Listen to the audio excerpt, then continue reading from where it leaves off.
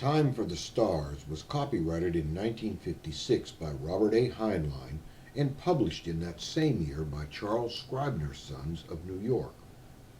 The ninth of the Heinlein juveniles, this book concerns a major expedition to the stars and the special role a pair of twins, Tom and Pat Bartlett, play in that expedition.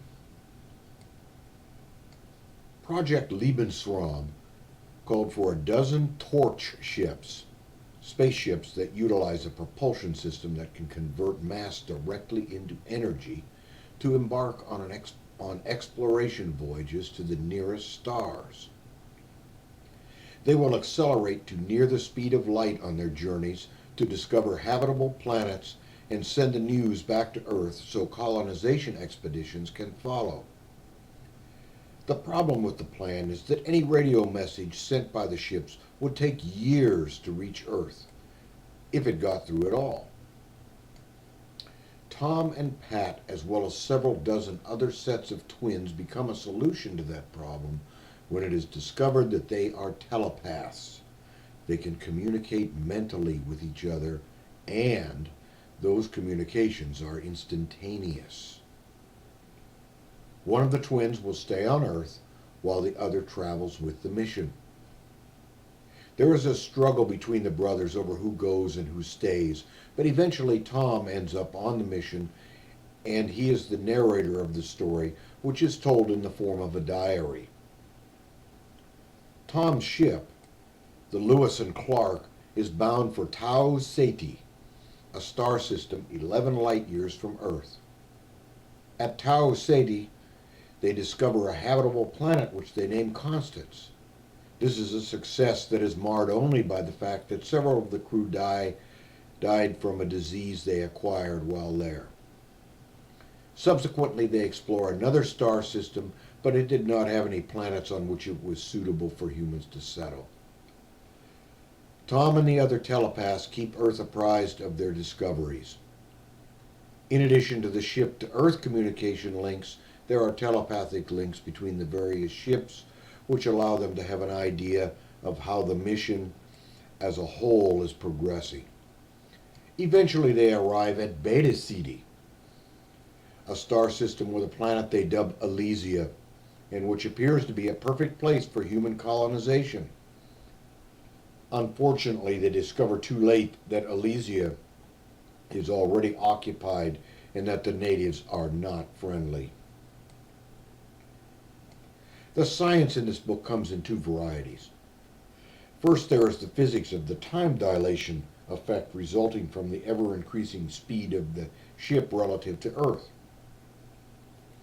Heinlein gives us a crash course in Einstein's theory of relativity and its implications for interstellar travel, the principal feature of which is that as they approach the speed of light, years pass on Earth while only days pass on board Tom's ship. The effect of this is that the trip to Tau Ceti, which takes many years Earth time, only takes a few months ship time.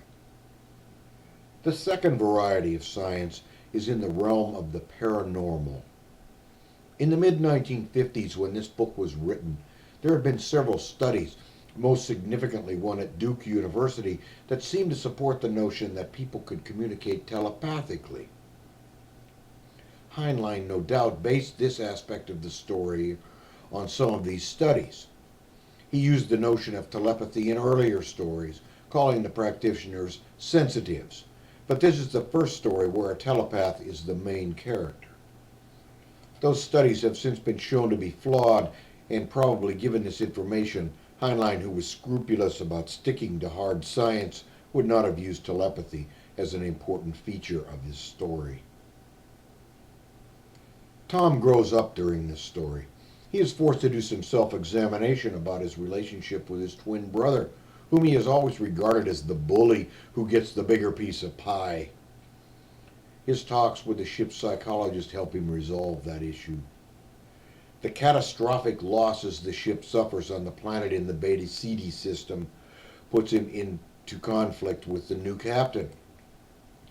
Tom, along with the majority of his crewmates, believes they should end the mission and head for home. He eventually realizes the captain is in charge and he has to follow orders as he agreed to at the start of the mission. When they proceed to the next star system, the surprise that awaits them I shall leave to the reader to discover. As with most of Heinlein's principal characters, Tom is both likable and incomplete at the beginning of the story. The reader is privileged to witness his growth and development during the course of the narrative. At one time, probably because of the telepathy motif, this was my favorite of the juveniles. That concept has lost some of its luster due to the lack of scientific evidence to support it, but as a part of this story, it still works. You will enjoy this exciting tale.